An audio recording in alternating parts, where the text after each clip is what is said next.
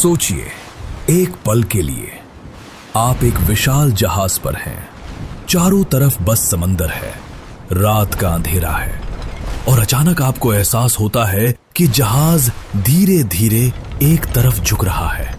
आप रेडियो पर चिल्लाते हैं, मदद मांगते हैं और फिर सब कुछ खामोश हो जाता है, हमेशा के लिए। ये कोई फिल्म की कहानी नहीं है, ये सच है और इस सच्चाई ने पूरी दुनिया को हिलाकर रख दिया था। अक्टूबर 2015 का वो काला दिन, जब अटलांटिक महासागर ने एक 790 फुट लंबे जहाज को 33 जिंदगियों के साथ अपनी गहराइयों में हमेशा के लिए समेट लिया। जहाज का नाम था SS एल फारो और इस नाम का मतलब होता है रोशनी का मीनार। लेकिन उस रात इस रोशनी के मीनार की खुद की रोशनी हमेशा के लिए बुझ गई। आज हम आपको उस पूरी कहानी से रूबरू कराएंगे, वो हर एक पल, वो हर एक फैसला जो इस त्रासदी की वजह बना। ये कहानी इतनी रोमांचक है, इतनी दर्दनाक है और इतनी चौंकाने वाली है कि आप अंत तक अपनी सीट से उठ नहीं पाएंगे। तो चलिए शुरू करते हैं उस जहाज की कहानी जो कभी अपनी मंजिल तक नहीं पहुंचा। 29 सितंबर 2015 की शाम, घड़ी में रात के 8:10 हो रहे थे।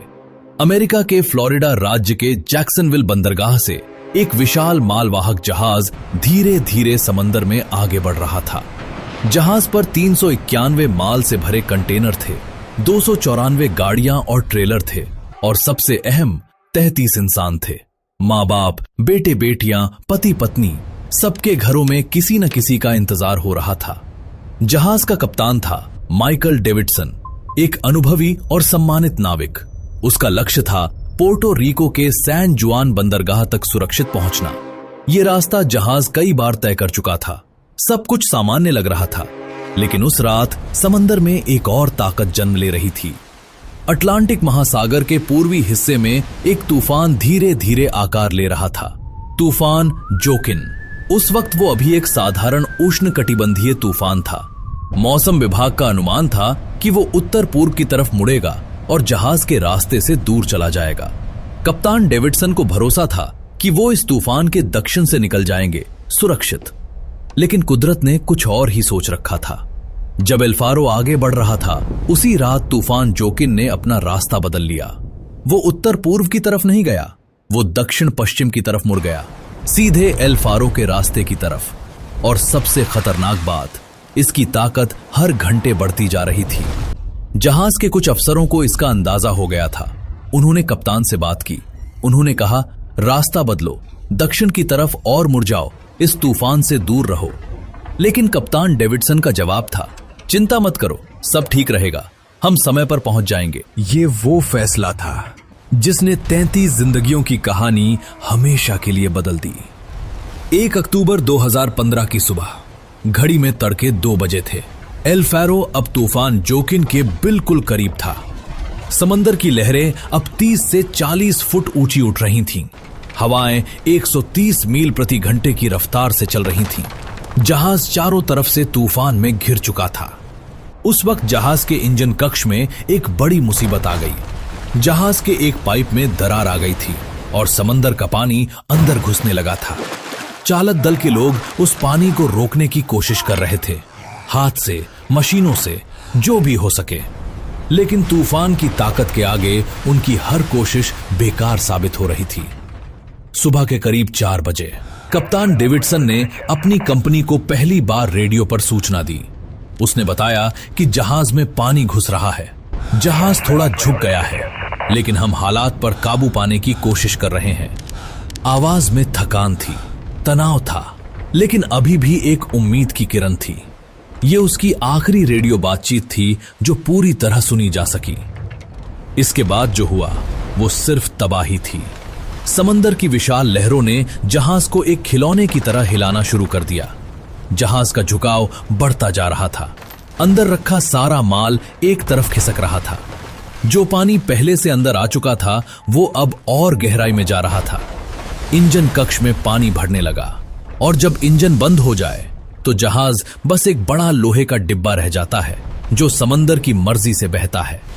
ठीक इसी वक्त अगर आप इस कहानी को रोमांचक लग रही है तो इस वीडियो को अभी लाइक करें और हमारे चैनल को सब्सक्राइब करें, क्योंकि आगे जो खुलासा होगा वो आपके होश उड़ा देगा। जहाज के चालक दल के सदस्य अब अपनी जान बचाने के लिए जीवन रक्षक नावों की तरफ भागे, लेकिन 40 फुट ऊंची लहरें और 130 मील की हवाएं, क्या इंसान उसमें एक पल भी टिक सकता है? जीवन रक्षक नावों को खोलना लगभग नामुमकिन हो गया था। तूफान इतना भयंकर था कि कोई भी डेक पर खड़ा नहीं रह सकता था। सुबह 7:27 पर एक आखिरी धुंधला सा रेडियो संदेश मिला। आवाज टूटी हुई थी, शोर में दबी हुई थी। बस इतना सुनाई दिया, जहाज एक तरफ झुक रहा है, हम डूब रहे हैं।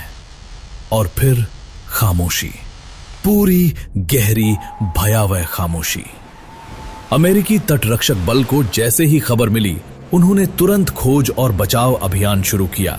हवाई जहाज भेजे गए। वो जगह जहां एल फैरो आखिरी बार देखा गया था, बहामास द्वीप के पास, वहां पहुंचने में कई घंटे लगे। और जब बचाव दल वहां पहुंचा तो वहां जो मंजर था वो देखकर सबकी आंखें फटी की फटी रह गईं। समंदर में बस कुछ तैरती हुई चीजें थीं, कुछ जीवन रक्षक जैकेट, थोड़ा सामान और एक इंसान, सिर्फ एक। वो भी जीवित नहीं था। 33 लोगों में से सिर्फ एक का शव मिला। न कोई जीवित बचा, न कोई जीवन रक्षक नाव, न जहाज का बड़ा मलबा। जैसे एल फैरो कभी था ही नहीं, जैसे समंदर ने उसे पूरी तरह निगल लिया। पूरे अमेरिका में सन्नाटा छा गया। 33 परिवार अपने प्रियजनों का इंतजार करते रहे, एक उम्मीद में कि शायद कोई चमत्कार हो। लेकिन समंदर ने कभी कोई जवाब नहीं दिया। महीनों बीत गए, परिवार रो रो कर थक गए। सरकारी जांच शुरू हो गई, लेकिन असली सवाल अभी भी जवाब मांग रहा था। एल फैरो गया कहां? आखिर हुआ क्या था उस रात? अमेरिकी नौसेना ने एक विशेष अभियान शुरू किया। एक खास पनडुब्बी यान जो 15,000 फुट की गहराई तक जा सकता था, उसे अटलांटिक महासागर की तलहटी में उतारा गया। हफ्तों की खोज के बाद नवंबर 2015 में समंदर की 15,000 फुट गहराई में एल फैरो का मलबा मिला। जब उस पनडुब्बी यान के कैमरों ने वो तस्वीरें भेजी तो देखने वालों की सांसें रुक गईं। 790 फुट लंबा वो विशाल जहाज 2 टुकड़ों में टूटा हुआ था, एक टुकड़ा यहां, दूसरा वहां। जहाज का अगला हिस्सा समंदर की तलहटी में सीधा खड़ा था, जैसे आखिरी सांस तक लड़ने की कोशिश की हो। चारों तरफ बिखरा हुआ सामान, गाड़ियां, कंटेनर, लोहे के टुकड़े, लेकिन 33 लोगों में से कोई नहीं।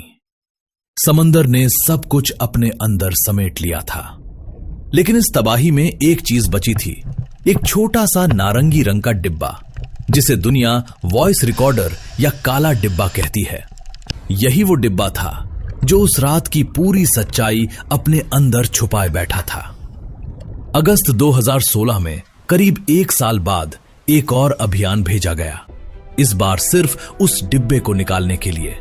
और जब वो डिब्बा समंदर की गहराई से बाहर आया तो जांचकर्ताओं के हाथ कांप रहे थे। उस डिब्बे में बंद था उस रात का हर एक पल, हर एक आवाज, हर एक बातचीत, हर एक चीख। जब विशेषज्ञों ने उसे सुना तो पूरी तस्वीर साफ होने लगी। रिकॉर्डिंग में साफ सुनाई दे रहा था कि जहाज के कुछ अनुभवी अफसरों ने कप्तान को बार बार चेतावनी दी थी। उन्होंने कहा था, यह तूफान हमारे अनुमान से कहीं ज्यादा खतरनाक है, रास्ता बदलो। लेकिन कप्तान डेविडसन हर बार यही कहता रहा, हम समय पर पहुंचेंगे, चिंता मत करो। रिकॉर्डिंग में एक और चौंकाने वाली बात सामने आई। जहाज का मौसम संबंधी उपकरण जो तूफान की सही जानकारी देता था, वो पुराना था। उसमें नई और अपडेट जानकारी नहीं आ रही थी। कप्तान जिस जानकारी के आधार पर फैसले ले रहा था, वो जानकारी घंटों पुरानी थी।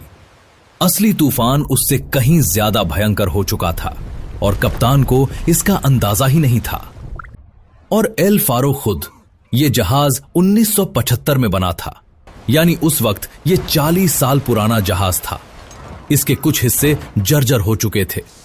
बाद में जांच में पता चला कि जहाज के कुछ दरवाजे और ढक्कन पूरी तरह बंद नहीं होते थे, जिसकी वजह से तूफान में पानी जल्दी अंदर घुस गया। यानी एक तरफ पुराना जहाज, दूसरी तरफ गलत मौसम की जानकारी और तीसरी तरफ एक ऐसा फैसला जो कभी नहीं लेना चाहिए था। इन तीनों चीजों ने मिलकर 33 लोगों की जान ले ली। लेकिन कहानी यहीं खत्म नहीं होती, क्योंकि उस काले डिब्बे की रिकॉर्डिंग में आखिरी कुछ मिनट वो सुनकर जांचकर्ता भी रो पड़े थे। जब जहाज पूरी तरह अपनी तरफ झुक गया, जब सबको पता चल गया कि अब बचना नामुमकिन है, तब भी उन लोगों ने हार नहीं मानी। रिकॉर्डिंग में आवाजें सुनाई देती हैं, लोग एक दूसरे का हाथ थाम रहे थे, कोई प्रार्थना कर रहा था, कोई घर का नाम ले रहा था, और कप्तान डेविडसन वो आखिरी पल तक अपनी जगह पर खड़ा था, एक असली नाविक की तरह जो अपने जहाज के साथ समंदर में समा गया। अब बात करते हैं उस रहस्य की जो आज भी वैज्ञानिकों और समंदर के जानकारों को परेशान करता है। जब जांचकर्ताओं ने सारे सबूत इकट्ठे किए, सारी रिकॉर्डिंग सुनी, सारे आंकड़े देखे, तो एक सवाल बार बार सामने आया। तूफान जोकिन उस वक्त भयंकर था, ये सच है, लेकिन क्या सिर्फ तूफान ही एल फारो को इतनी तेजी से डुबो सकता था? एक 790 फुट लंबा जहाज जो इतने बड़े तूफानों से पहले भी गुजरा था, वो इतनी जल्दी कैसे डूब गया? यहीं से सामने आती है रोग वेव, यानी दैत्याकार लहर की कहानी। समंदर में कभी कभी एक ऐसी घटना होती है जिसे वैज्ञानिक सालों तक सिर्फ नाविकों की कल्पना मानते रहे, लेकिन 1995 में पहली बार इसे वैज्ञानिक रूप से साबित किया गया। इसे कहते हैं रोग वेव। ये कोई सामान्य लहर नहीं होती, ये अचानक बिना किसी चेतावनी के समंदर की सतह से 100 फुट तक ऊंची उठ जाती है। इसका वजन और ताकत इतनी होती है कि ये लोहे को कागज की तरह मोड़ सकती है। कुछ विशेषज्ञों का मानना है कि एल फारो के साथ ठीक यही हुआ। तूफान जोकिन की भयंकर लहरों के बीच एक या एक से ज्यादा रोग वेव्स ने जहाज पर हमला किया, इतनी अचानक, इतनी ताकत से कि जहाज को संभलने का एक पल भी नहीं मिला। उस एक पल में पानी ने जहाज के अंदर तक अपनी जगह बना ली, और फिर जहाज का झुकाव इतना बढ़ गया कि वापसी नामुमकिन हो गई। लेकिन यह सिर्फ एक अनुमान है, क्योंकि समंदर की उस गहराई में उस तूफान की रात कोई गवाह नहीं बचा। सिर्फ वो काला डिब्बा था, और उसमें भी कुछ सवालों के जवाब नहीं थे। जांच के बाद अमेरिका के राष्ट्रीय परिवहन सुरक्षा बोर्ड ने अपनी रिपोर्ट में कहा, इस हादसे की सबसे बड़ी वजह थी कप्तान का वो फैसला जो उसने तूफान के बावजूद रास्ता ना बदल कर लिया। कंपनी पर भी सवाल उठे, क्योंकि एक पुराने और जर्जर जहाज को उस रास्ते पर भेजा गया जहां तूफान आने वाला था। कहा गया कि कंपनी का दबाव था, माल समय पर पहुंचे चाहे कुछ भी हो। और यही सबसे दर्दनाक सच है। 33 लोग, जिनमें से कई ने अपनी पूरी जिंदगी समंदर को दी थी, वो उस रात इसलिए नहीं बचे क्योंकि एक गलत फैसला लिया गया। एक ऐसा फैसला जो पैसों की जल्दी में, समय की जल्दी में लिया गया, और जिसकी कीमत 33 परिवारों ने अपने प्रियजनों को खोकर चुकाई। आज भी एल फारो के वो 33 नाविक 15,000 फुट गहरे समंदर में अपने जहाज के साथ हैं। उनकी कब्र नहीं है, उनका मजार नहीं है, सिर्फ वो अनंत नीला समंदर है जो उनकी कहानी को अपने सीने में दफन किए हुए है। जब भी अटलांटिक महासागर में कोई तूफान आता है, उन 33 नाविकों के परिवार आसमान की तरफ देखते हैं और शायद सोचते हैं, काश वो जहाज उस रात रुक गया होता, काश वो फैसला अलग होता, काश। एल फारो की ये कहानी सिर्फ एक जहाज के डूबने की कहानी नहीं है, ये उस इंसानी कमजोरी की कहानी है जो कभी कभी हमें अहंकार में, जल्दबाजी में, लापरवाही में इतना आगे ले जाती है कि हम कुदरत की ताकत को भूल जाते हैं। समंदर ने हमेशा इंसान को याद दिलाया है, तुम कितने भी बड़े जहाज बना लो, तुम कितने भी तकनीक इकट्ठा कर लो, जब प्रकृति का कहर आता है तो वो किसी को नहीं बख्शती। आज के बाद जब भी आप समंदर देखें, उन 33 आत्माओं को याद करें जो उस रात अपने घर लौटना चाहते थे, जो उस रात अपने बच्चों से मिलना चाहते थे, लेकिन समंदर ने उन्हें कभी वापस नहीं आने दिया। एल फारो, रोशनी का मीनार, आज भी अटलांटिक की गहराइयों में खड़ा है, खामोश, अडिग, जैसे उन 33 नाविकों की याद में एक अमर स्मारक। और अगर ये कहानी आपके दिल को छू गई, अगर आपको लगा कि ये जानकारी दूसरों तक भी पहुंचनी चाहिए तो इस वीडियो को अभी लाइक करें, इस चैनल को सब्सक्राइब करें और इसे उन लोगों तक जरूर शेयर करें जो ऐसी सच्ची और रोमांचक कहानियां सुनना पसंद करते हैं। आपका एक लाइक और एक सब्सक्राइब हमें ऐसी और कहानियां आप तक लाने की ताकत देता है। मिलते हैं अगली कहानी में, एक और सच, एक और रहस्य, एक और रोमांच के साथ।